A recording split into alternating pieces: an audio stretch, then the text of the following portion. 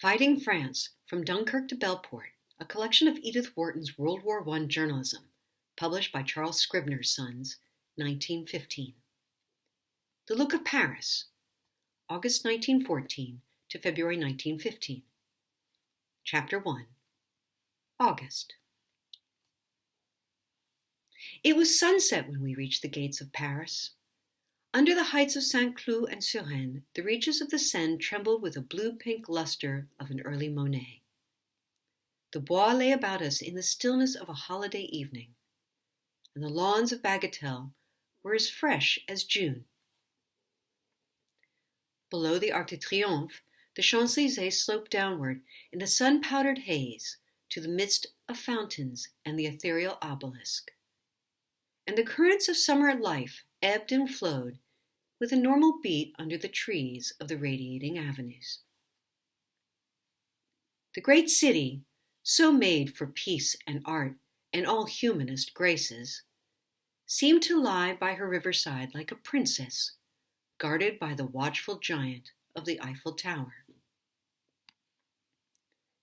The next day, the air was thundery with rumors.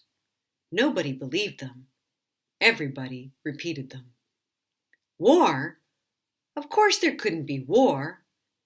The cabinets, like naughty children, were again dangling their feet over the edge. But the whole incalculable weight of things as they were, of the daily necessary business of living, continued calmly and convincingly to assert itself against the bandying of diplomatic words. Paris went on steadily about her midsummer business of feeding, dressing, and amusing the great army of tourists who were the only invaders she had seen for nearly half a century. All the while, everyone knew that other work was also going on.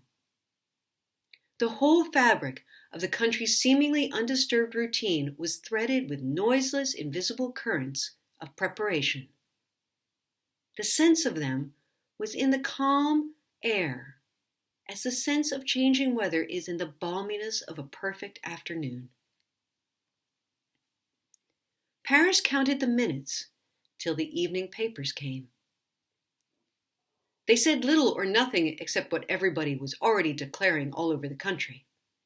We don't want war. Mais il faut que cela se finisse. This kind of thing has got to stop. That was the only phrase one heard. If diplomacy could still arrest the war, so much the better. No one in France wanted it. All who spent the first days of August in Paris will testify to the agreement of feeling on that point. But if war had to come, the country and every heart in it was ready. At the dressmakers in the morning, the tired fitters were preparing to leave for their usual holiday. They looked pale and anxious. Decidedly, there was a new weight of apprehension in the air. And in the Rue Royale, at the corner of the Place de la Concorde, a few people had stopped to look at a little strip of white paper against the wall of the Ministère de la Marine. General mobilization, they read. And an armed nation knows what that means. But the group about the paper was small and quiet. Passers-by read the notice and went on. There were no cheers, no gesticulations. The dramatic sense of the race had already told them that the event was too great to be dramatized. Like a monstrous landslide, it had fallen across the path of an orderly, laborious nation, disrupting its routine, annihilating its industries, rending families apart, and burying under a heap of senseless ruin the patiently and painfully wrought machinery of civilization. That evening, in a restaurant on the Rue Royale, we sat at a table in one of the open windows, abreast with the street, and saw the strange new crowds stream by. In an instant, we were being shown what mobilization was, a huge break in the normal flow of traffic, like the sudden rupture of a dike. The street was flooded by the torrent of people sweeping past us to the various railway stations.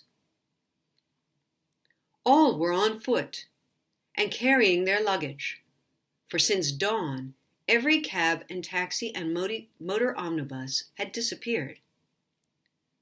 The War Office had thrown out its dragnet and caught them all in. The crowd that passed our window was chiefly composed of conscripts, the mobilisables of the first day, who were on the way to the station accompanied by their families and friends. But among them were little clusters of bewildered tourists, laboring along with bags and bundles, and watching their luggage pushed before them on handcarts, puzzled, inarticulate waifs, caught in the cross tides racing to a maelstrom.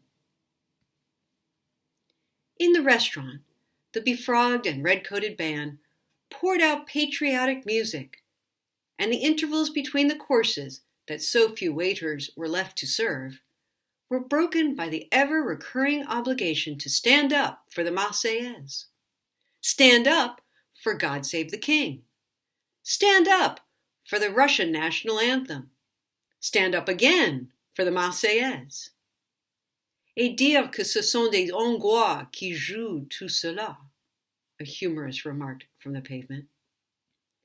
As the evening wore on, and the crowd about our window thickened, the loiterers outside began to join in the war songs. Allons, debout! And the loyal round begins again. La chanson du départ is a frequent demand, and the chorus of spectators chimes in roundly. A sort of quiet humor was the note of the street. Down the Rue Royale, toward the Madeleine, the bands of other restaurants were attracting other throngs, and martial refrains were strung along the boulevard like its garlands of arc lights. It was a night of singing and acclamations, not boisterous, but gallant and determined. It was Paris, by Baudry, at its best.